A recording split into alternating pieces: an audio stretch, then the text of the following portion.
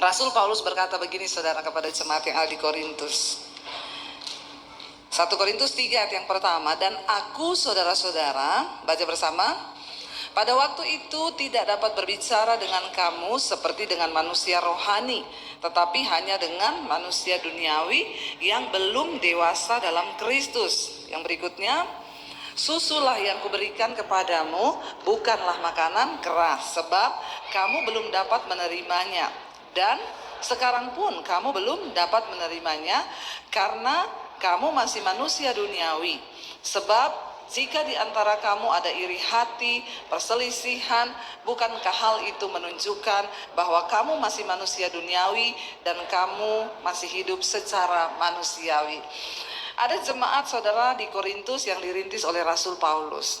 Ketika dia pertama kali di sana, dia melayani jemaat itu ya seperti bayi-bayi rohani. Tetapi setelah dia tinggalkan beberapa tahun, dia kembali lagi di sana. Dia berkata, dulu aku tidak dapat berbicara dengan kamu seperti dengan manusia rohani. Ya, karena kamu memang belum bertumbuh dalam iman, tetapi aku hanya bisa berbicara seperti manusia duniawi yang belum dewasa dalam Kristus, dan susulah yang kuberikan kepadamu, bukan makanan keras, sebab kamu belum dapat menerimanya. Tetapi Rasul Paulus bilang, sampai sekarang pun, ya, setelah lama ditinggal, aku kembali, kamu masih tetap manusia duniawi yang belum dewasa rohani. Bapak Ibu, di dalam kita mengiring Tuhan, ya, percaya kepada Tuhan, tentunya kita ini harus bertumbuh. Amin. Ketika kita pertama kenal Yesus, kita disebut bayi-bayi rohani. Bayi rohani itu identik dengan manusia duniawi, ya. Dan dikatakan susu yang diberikan, ya, belum bisa makan apa-apa. Bayi itu kalau baru lahir, ya, makanannya apa? Susu, ya. Lalu kalau sudah umur 1 tahun, masih minum susu terus, ya, udah nggak bisa. Kalau sampai 6 bulan mungkin bayi itu masih bisa minum susu terus. Tapi ketika sudah mulai 7 bulan, 8 bulan, ya, 1 tahun, 2 tahun, maka sudah harus mulai meningkat dengan makanan keras. Ya, bahkan kalau sudah mulai besar, makan cabai, ya banyak. Ya.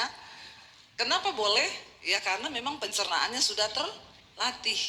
Ya kalau bayi dikasih makanan keras, rusaklah pencernaannya, bisa sakit, bahkan bisa mati. Tapi ketika sudah mulai bertumbuh menjadi dewasa, ya, makanan keras yang harus diterima. Rasul Paulus sedang berbicara tentang jemaat di Korintus. Dia bilang apa? Apa yang menandakan kamu itu masih manusia duniawi? Di antara kamu itu ada perselisihan dan iri hati, ada perpecahan. Jadi orang itu kalau dikit-dikit marah, dikit-dikit tersinggung, dikit-dikit sakit hati, itu tandanya kau masih bayi? Tolong dijawab. Ya, sudah berapa tahun di sini? 36 tahun. Dikit-dikit marah, dikit-dikit tersinggung, dikit-dikit kepahitan, dikit-dikit ngambek. Ya, itu tandanya kau masih sakit jiwa. Ya, ketika kita menerima Tuhan Yesus, jiwa kita ini dipulihkan Tuhan. Di dalam jiwa manusia itu ada pikiran, ada perasaan, ada kehendak. Waktu orang pertama berjumpa dengan Tuhan Yesus, dia dibaharui, rohnya itu dihidupkan kembali. Kenapa? Karena waktu kita terjatuh dalam dosa, manusia itu terpisah dengan Tuhan. Tapi ketika Yesus datang, dia memberikan hidupnya, dia darahnya dicurahkan, kita diampuni. Kita akhirnya didamaikan dengan Tuhan. Waktu kita didamaikan dengan Tuhan, kita belajar firman Tuhan. Firman Tuhan mulai mengisi hidup kita. Roh kita hidup, jiwa kita dipulihkan. Tapi alamilah perjumpaan secara pribadi dengan Tuhan. Karena orang yang berjumpa secara pribadi dengan Tuhan, itu awal dari perubahan hidup dan pertumbuhan rohani terjadi di hidup. Waktu kita berjumpa secara pribadi dengan Tuhan, Alkitab berkata, ketika Roh Kudus turun atas seseorang, maka Roh Kudus akan menginsyafkan orang itu, yang pertama akan dosa, kedua kebenaran, ketiga penghakiman. Hidup berjalan sesuai tuntunan firman Tuhan. Hidupmu pasti berbahagia. Karena firman Tuhan berkata, berbahagialah orang yang merenungkan firman Tuhan itu siang dan malam, sebab dia akan seperti pohon yang ditanam di tepi aliran air, yang menghasilkan buahnya pada musimnya, yang tidak layu daunnya, apa saja yang diperbuatnya pasti berhasil. Itu kuncinya. Renungkan firman itu siang dan malam, saudara. Bertindak hati-hati dengan yang tertulis di dalamnya, maka perjalananmu akan berhasil dan beruntung. Jangan renungkan yang lain. Ketika saya bertobat terima Yesus, malam itu saya mau bunuh diri, nggak jadi. Tuhan jamah saya. Akhirnya saya mengalami perjumpaan pribadi dengan Tuhan. Malam itu saya menangis berjam-jam. Singkat cerita, besoknya saya tidak ada pikiran mati, bunuh diri. Yang ada di benak saya cuma, saya pengen kenal Tuhan Yesus. Saya cari gereja, saya ibadah, saya pulang. Ya, dulu saya cari gereja, saya pakai baju senam. Dulu saya pelatih senam aerobik, saudara. Percayalah, dulu saya pernah kurus. Nggak usah tertawa mengejek begitu. Ya, jadi saya cari gereja, saya pakai baju senam, saya ibadah, saya balik lagi ke rumah. Seperti itu, saya mulai baca Alkitab. Siapa yang ada dalam Kristus, dia harus berakar dan bertumbuh. Berakar dalam Kristus. Saya mulai berakar dalam Kristus ketika saya mulai membaca firman. Saudara tahu, waktu saya jadi Kristen, saya baca Alkitab itu sembunyi-sembunyi. Karena saya takut ketahuan papi saya. Saya baca Alkitab itu di kamar mandi, di toilet. Ya, karena saya takut, setiap hari Alkitab tuh saya pindah-pindah tempat. Hari ini di bawah kasur, besok di lemari, besok di bawah kolong, besok di mana. Saya takut ketahuan. Ya, bayangkan betapa tersiksa. Tapi setiap hari saya baca Alkitab berjam-jam. Saya mulai dibentuk Tuhan untuk berakar ke dalam. Waktu kita diproses berakar, itu nggak ada yang lihat, saudara. Nggak ada yang tahu. Ya, itu seperti gambaran dari pohon kurma. Kenapa Alkitab berkata kehidupan orang benar itu seperti pohon kurma? Kehidupan kita ini digambarkan seperti pohon kurma. Saudara tahu pohon kurma itu kalau di padang pasir, siapa yang udah pernah pergi ke Israel ke padang pasir, yang sudah pernah lihat pohon kurma? Yang belum nanti ikut saya pergi ya. Amin, imani dulu aja, tidak ada yang mustahil bagi Tuhan. Saudara, kalau kita tuh pergi ke sana, kita lihat ya, itu pohon kurma hidup di tengah padang gurun yang memang kalau kita lihat itu ajaib. Ih, ajaib ini pohon ini ya. Dia tumbuh di tengah padang gurun yang tidak ada air. Pohon kurma itu kalau ditanam, saudara, waktu ditanam itu ditumpuk pakai batu besar di atasnya. Supaya pohon itu nggak bisa bertunas ke atas dulu. Waktu dia mau bertunas, terhalang dengan batu. Dia mulai berakar ke dalam. Dia berakar ke dalam terus mencari mata air. Dan itu prosesnya bukan 1-2 hari atau bulan, bertahun-tahun. Pohon kurma itu akan mencari sumber air di bawah. Ketika akarnya sudah mendapatkan sumber air di padang gurun, barulah dia punya energi, asupan makanan untuk bisa bertumbuh ke atas. Ketika dia kuat, tunasnya ini tetap harus bertumbuh akar, batu itu akan terguling, saudara. Dan pohon kurma itu tumbuh dengan akar yang kuat ke bawah. Makanya pohon kurma itu kalau di padang gurun itu kalau datang angin badai, saudara, itu dia bisa begini loh, tapi nggak roboh balik lagi, karena akarnya kuat. Ya, kehidupan kekristenan tuh harus seperti itu. Kita perlu berakar dalam firman Tuhan, sudah perlu baca Alkitab, dengerin firman. Ya, siapa di sini yang tiap hari baca Alkitab? Yang dengar firman, yang lain baca apa? Ramalan, bertobat. Ya, saudara, bagaimana imanmu mau tumbuh? Bagaimana kau bisa berakar kuat di dalam Kristus? Ya, ketika pohon kurma itu berakar kuat, mau tantangan, hantaman, makanya banyak orang Kristen itu cuma tersinggung sedikit aja udah nggak mau ke gereja dia. Saya tersinggung mau di gereja situ, mau pindah saja. Iya, baru mau tertanam, belum sempat berakar, udah dicabut pindah lagi. Sampai di sana tersinggung lagi. Ya, kenapa kok tersinggung? Itu loh, saya datang ke gereja salaman nggak disenyumin sama Asyir. Padahal kasihan Asyir ini lagi banyak masalah, besok jatuh tempo. Tadi dia itu berat senyumnya. Tapi sudah tersinggung. Ya, banyak orang Kristen yang seperti ini cuma karena masalah sedikit udah kepahitan. Itu tadi Rasul Paulus bilang, kalau itu anak-anak rohani, tumbang imannya. Ayat ini berkata kita harus berakar dalam Kristus dan tetap berada di dalam Kristus. Jangan mau tergoncang. Baru kena omongan sedikit udah tersinggung, udah marah. Saya nggak terima ya dikatain seperti itu. Belum tahu saya di mana harga diriku, piro harga dirimu. Ya, udah dibayar lunas di atas kayu salib. Nggak usah sombong. Waktu kita menyadari bahwa kita telah ditebus, kita bisa berkata seperti Rasul Paulus berkata, hidupku bukan aku lagi, tapi Kristus yang hidup di dalam aku. Jadi ketika engkau direndahkan, difitnah, disakiti oleh siapapun, kita bisa berkata, nggak apa-apa.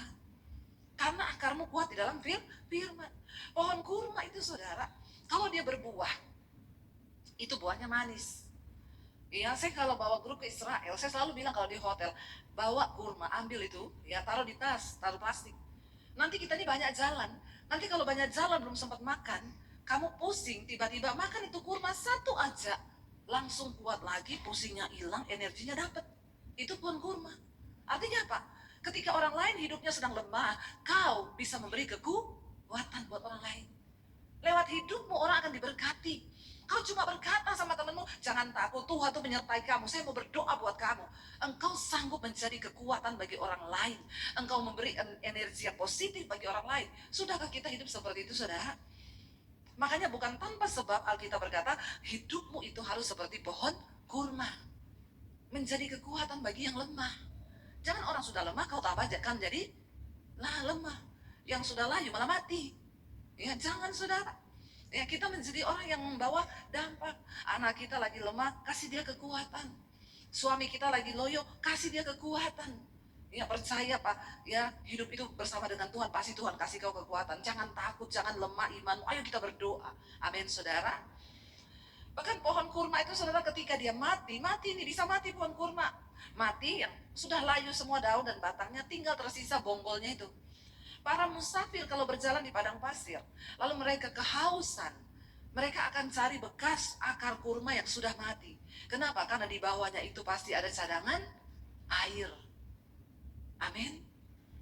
Ketika kita menjadi pohon kurma, bahkan waktu sudah mati pun hidupmu itu tetap menjadi berkat bagi orang. Ya, waktu kita mati, saat kita ini bertumbuh dalam Kristus, berbuah, bahkan hidup kita bisa dinikmati orang. Waktu sudah mati orang bilang gini, ya ampun, baik banget loh, kok mati ya. Orang bersedih karena kematian. Jangan sampai orang ini, akhirnya mati juga ya. Kenapa nggak dari dulu ya matinya? Amin. Bertobat loh. Kita semua satu saat akan terbaring di peti. Dan kenangan apa yang akan engkau tinggalkan bagi orang di sekitarmu? Suami-suami, ya. Waktu kita mati, hanya kenangan, saudara. Makanya ada pepatah bilang, gajah mati meninggalkan gading. Harimau mati meninggalkan, manusia mati meninggalkan utang. Nah itu bayar C. Cuma mati C, nih masih ada utang, amin. Dilunasi C itu utangnya bermati. Ingat, kita mati ini yang orang ingat cuma kenangan kita. Bayangkan loh, saya sempat ketemu satu anak, papanya mati, dia nggak mau pergi lihat. Saya bilang, kenapa kau nggak mau? Saya kepahitan sama papa saya. Papa saya itu bikin saya sakit hati selama hidup selingkuh, mama saya diabaikan, bahkan di peti mati pun saya nggak rela lihat mukanya. Sudah bayangkan loh. Ingat satu saat kita semua ini akan dipanggil pulang. Kalau saya bilang tentang kematian kita akan dipanggil pulang, jangan melirik sama yang sudah tua loh. Ya, banyak yang melirik sama opa-opa dan oma-omanya. Kayaknya opa duluan ini. Yang namanya mati itu nggak pernah lihat umur, amin. Sekarang nih yang muda-muda nih, di Jakarta, nggak tahu kalau di sini. Anak-anak umur 20 belasan ke bawah sudah kena diabetes. Ya. Bahkan banyak yang kena stroke sekarang. Umur 20-an. Kenapa? Pola hidup, tidur begadang, main HP, minum boba-boba segala macam yang manis-manis mereka minum, makanan-makanan instan yang mereka makan, ya, makanan-makanan siap saji itu meracuni. Jadi kasihan generasi-generasi ini, yang muda-muda ini bertobat ya. Banyak sekarang saudara, anak-anak muda udah cuci darah, ya. Ada baru lulus kuliah, udah kena stroke, umur 21 tahun. Sekarang banyak sekali kasus ini, bahkan banyak yang meninggal. Ya, malah banyak opa-opa yang umur panjang. Ya, opa langsung amin ya. Ya, mau hidup sampai umur berapa opa? Tapi jangan terlalu panjang juga, nanti sulit loh. Saya ketemu satu ibu, ya, dia umur 105 di Jakarta. Saya tanya, Oma, masih ngomong, masih sadar, masih sehat? Ya, saya datang masih, Ibu Pendeta, Oma ulang tahun 105, Oma, aduh luar biasa. Oma mau didoakan apa? Satu saja Ibu Pendeta, doa apa? Minta mati. Dulu minta umur panjang, sekarang udah 105, kenapa minta mati? Sudah enggak nggak kuat hidup, kasihan jadi beban buat anak-anak. Memang bener loh, ternyata hidup mati itu di tangan Tuhan. Ya, saya ketemu sama satu bapak 104. Minta didoakan apa, Pak? Minta mati, Bu. Lah, kok minta mati juga ini? Kenapa minta mati? Istriku udah mati, anakku udah mati, mantuku udah mati, semua udah mati, aku belum mati-mati. Ya, kan ya saya juga tidak bisa tuh mendoakan dalam nama Yesus matilah kau. Ya tidak mungkin, tidak mungkin. Makanya tolong ya kalau berdoa itu tidak usah minta terlalu panjang-panjang ya. Karena kalau sudah begitu rempong juga loh. Berdoa suruh mati-mati, bagaimana caranya didoakan mati? Saya tanya sama opa itu, opa, kenapa opa bisa umur panjang begini? Rahasianya apa? Saya dari umur 40, tidak makan tepung, tidak makan gula, tidak makan roti, tidak makan daging, cuma makan ikan sama sayur, 104. Yang minum Coca-Cola, makan babi, makan ini, 105.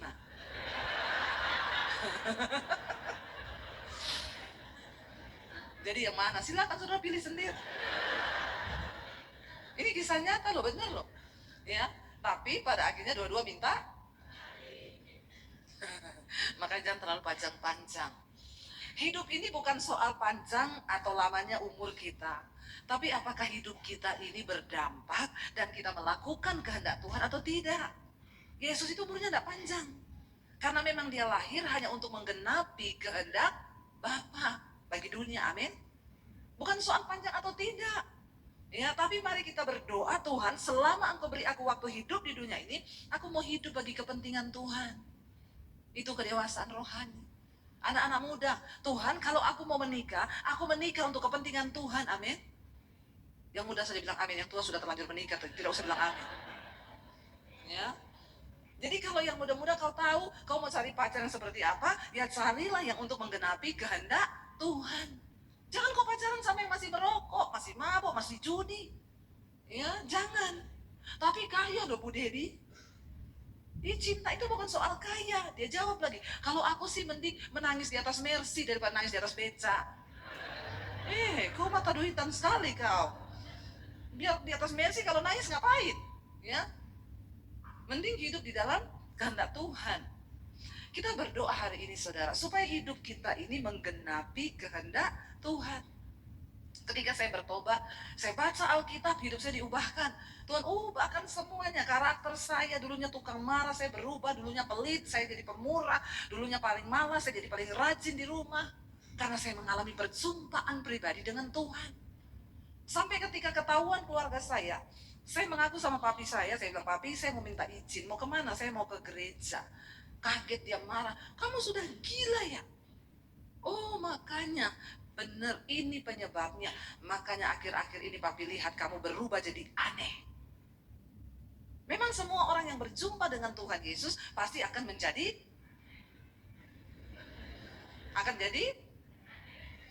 Coba tanya kanan kiri, bilang, kau sudah aneh belum?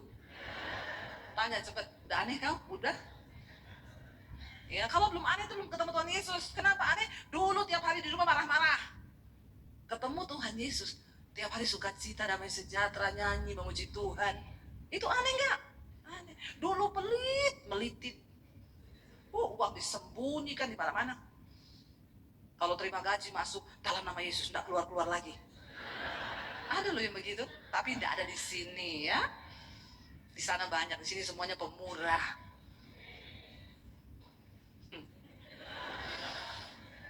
Berubah, dulu pelit. Kalau ke pasar, nggak usah nawar. Orang Kristen, beli sayur, berapa sayurnya Bu? 5.000. Ngarang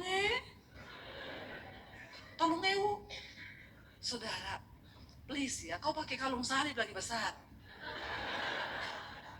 Kau beli sayur 5.000, kau tawar 3.000. Bikin malu Tuhan kau.